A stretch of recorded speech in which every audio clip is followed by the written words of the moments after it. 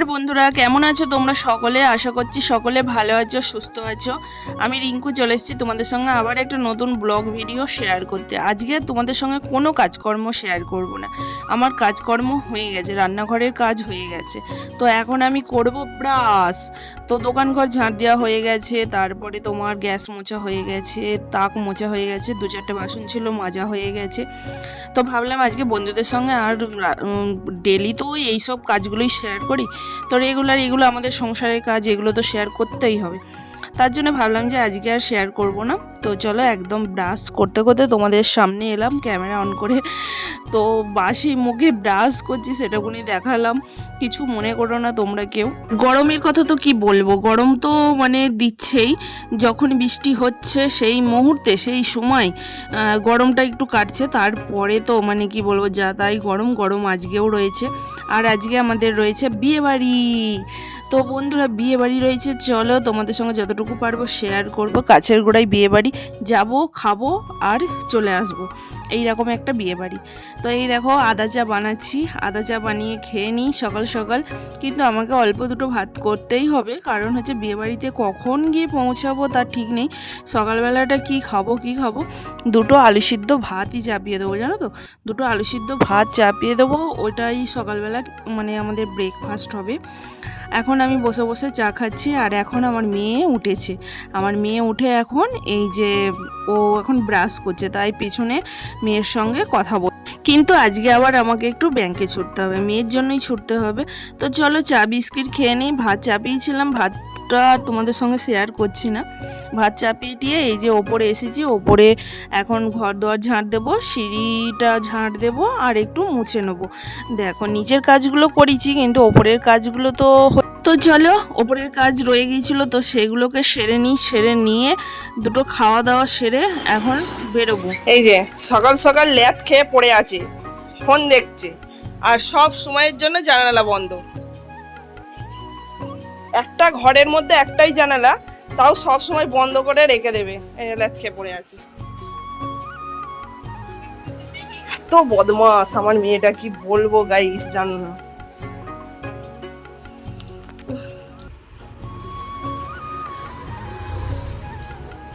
অবস্থা এত চুল আটকে ধরে।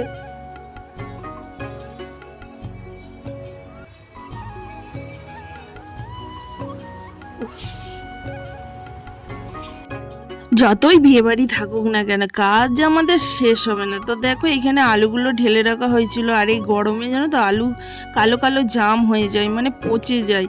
তো আমাদের আবার পচা ধরছে, আমরা চাষি ঘরের বউ, সব কিছুই আমাদের হাত দিতে হয়। পেঁয়াজ পচে পোকা হয়ে যায়, সেগুলোকেও হাত দিতে হয়।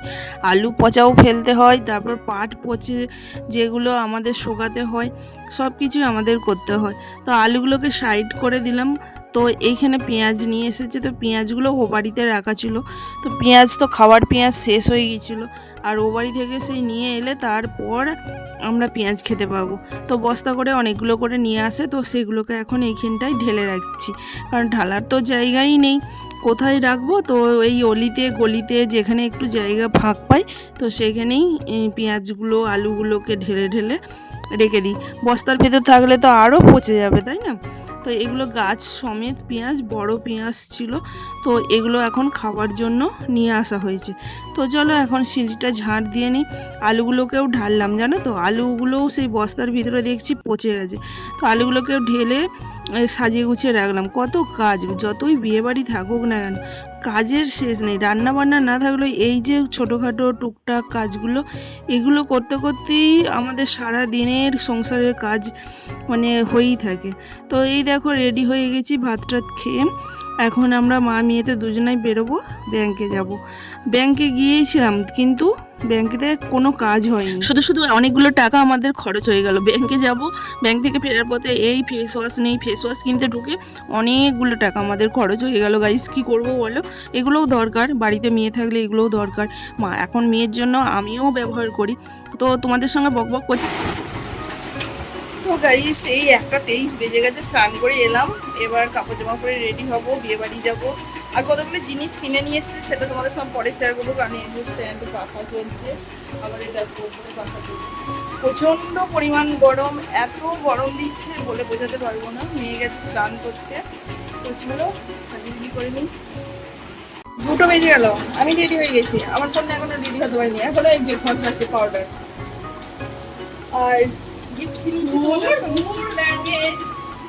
আমি তো বললাম স্ট্যান্ড পাখাটা চালালি ওরকম হবে। তো এই যে গাইস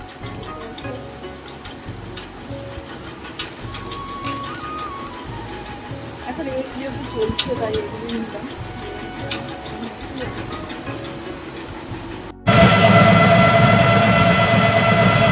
এখন আমরা যাচ্ছি বিয়ে বাড়ি। তো আমার বর টোটো চালাচ্ছে গাইস, আর এই যে সেই ভাইরাল জায়গা।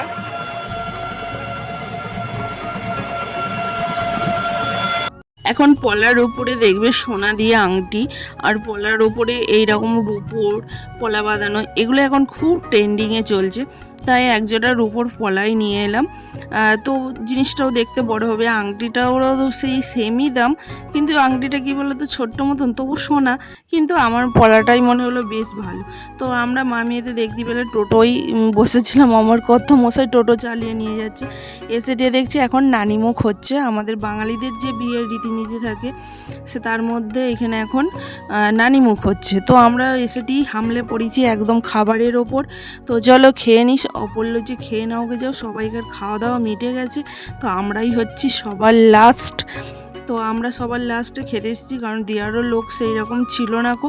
তো আমরা খাওয়া দাওয়ার করার পর তারপর আবার বাড়িতে এসে একটুখানি বসলাম, মানে ছেলের বাড়িতে। তারপরে আবার দেখো বরযাত্রী যেতে হবে। তার আগে এই যে এখানটায় দেখলাম যে পরিবেশটা এত ভালো, এত সুন্দর, তো এখানে আমি একটুখানি ভিডিও করলাম।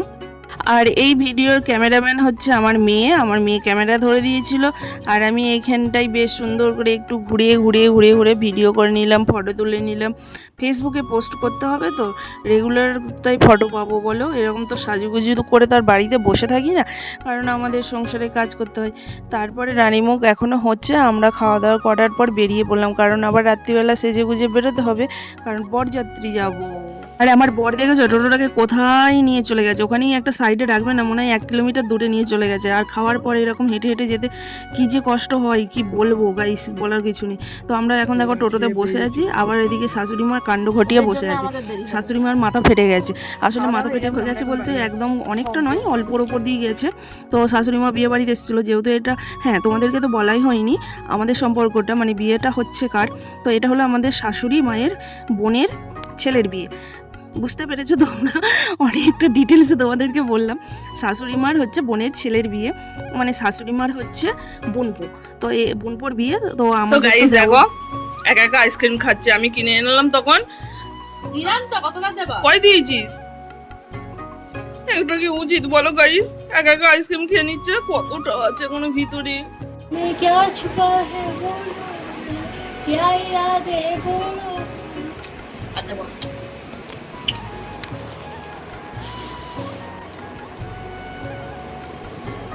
তোমরা কে কে এই আমুলের বাটারস্কচ ফ্লেভারের এই আইসক্রিমটা খেয়েছো অবশ্যই কমেন্ট করে জানাবে। টেস্টটা দারুণ খেতে কিন্তু বন্ধুরা, তখন ওইগুলো কিনে নিয়ে এসেছি, অতগুলো জিনিস কিনে নিয়ে এসেছি, তোমাদেরকে দেখানো হয়নি বিয়ে বাড়ি যাবো বলে। তারপরে করে দেখাবো কি কি কিনে নিয়ে এসেছি, 1800 টাকার জিনিস কিনে নিয়ে এসেছি। তো দেখাবো, সবটাই তোমাদের সঙ্গে শেয়ার করবো, কিন্তু সত্যি আইসক্রিমটা সেই লেভেলের থেকে।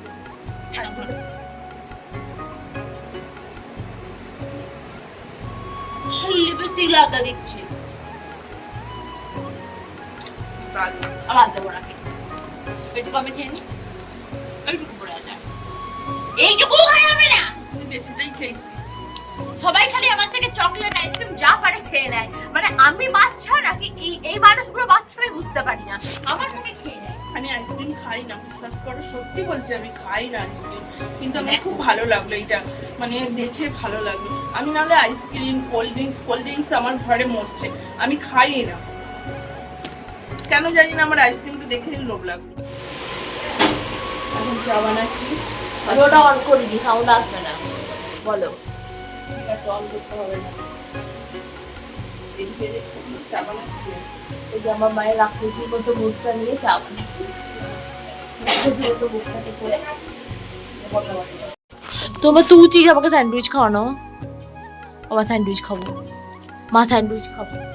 ওমা স্যান্ডউইচ খাবো, মাকে দেখো মা স্যান্ডউইচ খাবো, ওমা স্যান্ডউইচ খাবো, ওমা স্যান্ডউইচ খাবো, এই সন্ধ্যাবেলা হলে না মাথা খারাপ করবি না জানিস তুই। ওমা স্যান্ডউইচ খাবো, ওমা তুমি তো তখন আইসক্রিম খেলে বলে আমি তোমার ভাগের থেকে দিলাম, ওমা মা স্যান্ডউইচ খাবো মা।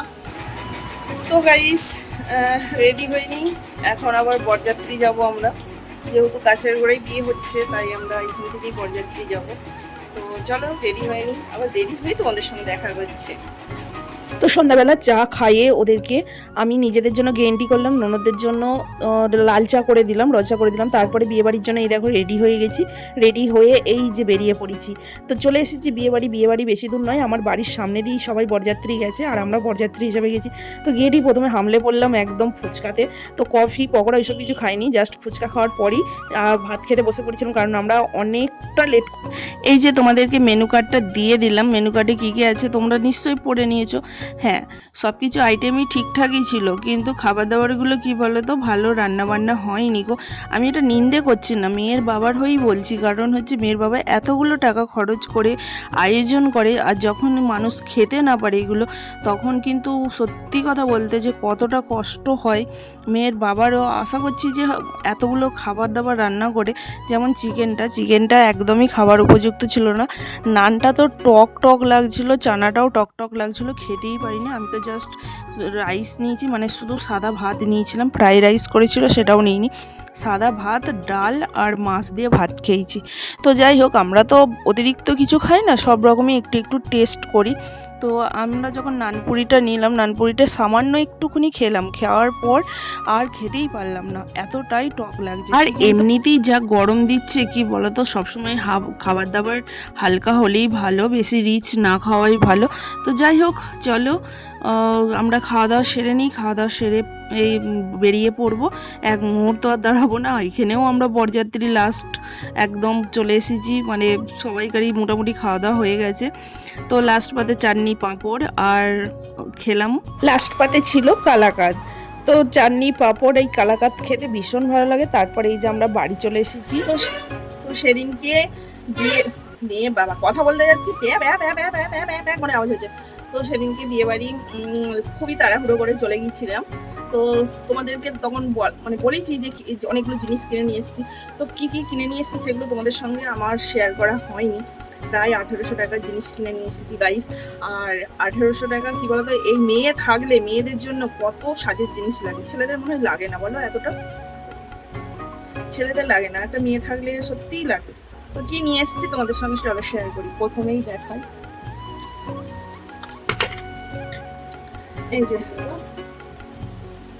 রিঙ্কেলস, আমার মেয়ে বড্ড পড়ে গেছে গো, বড্ড চিন্তা করে না, রিঙ্কেলস পড়ে গেছে, এটা লাগাবে এখন। এই যে 350 টাকা দাম। সুথল, প্রচন্ড র্যাশ বেড়েছিল গরমে, সুথল নিয়ে হয়েছে। আচ্ছা, কষতে গেছিলাম, কস্তুরি হলুদ দিয়ে দিয়েছে, এই হলুদ বললো কিনা খুবই ভালো, নিয়ে যাও। 2 প্যাকেট নিয়েছি, 45 টাকা করে, 80 টাকা। আচ্ছা, ভালো হয়েছে। এই যে গুড ভাইসের ফেস ওয়াশ, মা মেয়ে দুজনাই ব্যবহার করি। বিয়ের পর কিন্তু এইসব ফেস ওয়াশ ব্যবহারই করতাম। আমার মেয়ের পাল্লাই পরে মায়েরও হচ্ছে। আচ্ছা, গুড ভাইসের সানস্ক্রিন বিয়ের আগেও ব্যবহার করিনি, বিয়ের পরও ব্যবহার করিনি, এখন মেয়ের জন্য ব্যবহার করতে হচ্ছে। গুড ভাইসের এটা সানস্ক্রিনটা আমার জন্য, মেয়ের আলাদা আছে। সত্যিই বলছি, তখন মানে কি বলতো, তখন ধান সিদ্ধ করতাম আমরা, মানে কাঠ ফাটা রোদে ধান শুকাতাম, তখনও কিন্তু সানস্ক্রিন মাখতাম। আমব্রেলা পাউডার ক্যাশেটের, এটা আমি মানে ভালো, এটা ইউজ করি অনেক দিন থেকে, মনে হয় 10 বছর হয়ে গেল এটা ইউজ করছি। বিয়ে হয়ে গেছে মনে হয় 21 বছর, 10 বছর হচ্ছে ব্যবহার করছি। ঠিক আছে, আমব্রেলা পাউডারটা মোটামুটি 300 টাকা দাম নিয়েছি, 300 না 350। একটা লিপ বাম, যেটার দাম এইটুকু দেখলে কি হবে, 180 টাকা দাম, ভাবতে পারছো? এই যে 12 মাস দিই, কারণ ঠোঁটটা প্রচন্ড ড্রাই, মামের দুজনাকারী, তাই না। ওটা দেন একটু দেখাই, ওই যে। আর এই যে একটা কি বলে এটাকে, এই যে মেকআপ করার সময় এই রিং মানে চোখের নিচে যে কালিগুলো আছে সেগুলোকে ঢাকা চাপা দিয়ে দেয়, বুঝেছো? সহজ ভাষায় আমি তোমাদেরকে বুঝিয়ে দিলাম, ঢাকা চাপা দিয়ে দেয়। তো এটা নিয়েছে, মেকআপ করার সময় দিয়ে গিয়েছিলাম বিয়ে বাড়িতে, দেখলাম বেশ ভালোই, এটা মেয়ের চোখে পড়েছিল, মেয়ে কিনে নিয়েছে। আরও নিয়ে এসেছিলাম কটা জিনিস, হ্যাঁ, তো সেগুলো এখন এই মুহূর্তে নেই, কারণ বিয়ে বাড়ি যাচ্ছিলাম তো তখন দরকার ছিল, নিয়ে খোলা হয়ে গেছে, বুঝতে পারছো। তো এইগুলো একটু দেখাবো বলে ফেস ওয়াশটা ব্যবহারই করা হয়ে যেত, শুধু দেখাবো বলে এখনো সিলটা কাটি। এই সানস্ক্রিনটাও মাখা হয়েছে, বিয়ে বাড়ি গেলাম, সানস্ক্রিনটা মেখে গেছিলাম, ভীষণ ভালো, গুড ভাইসের। তো কেমন হয়েছে জিনিসগুলো অবশ্যই কিন্তু জানিও কমেন্টস করে, আর অবশ্যই জানিও দামগুলো কেমন কি নিয়েছে, ঠিকঠাক নিয়েছে কিনা। আমি অবশ্য সবের দাম বলিনি, কিছু কিছু দাম বললাম। ওই চোখের নিচে যেটা রিঙ্কেল তোলার ওটা নিয়েছে তোমার 300 টাকা। তো যাই হোক, চলো আবার দেখা হবে তোমাদের সঙ্গে পরের একটা ভিডিওতে। ভালো থেকো, সুস্থ থেকো, সাবধানে থেকো, হাসি খুশিতে থেকো। খুব তাড়াতাড়ি আবার একটা নতুন ব্লগ নিয়ে আসবো। এখন বসে বসে ফোন ঘাটছে মা মেয়েতে দুজনাই, স্নান করার সময় ধাক্কা ধাক্কি দরজা, ফোন ঘেটে ঘেটে স্নান করতে যাই। চলো টাটা, কেমন হয়েছে জিনিসগুলো অবশ্যই কিন্তু জানি।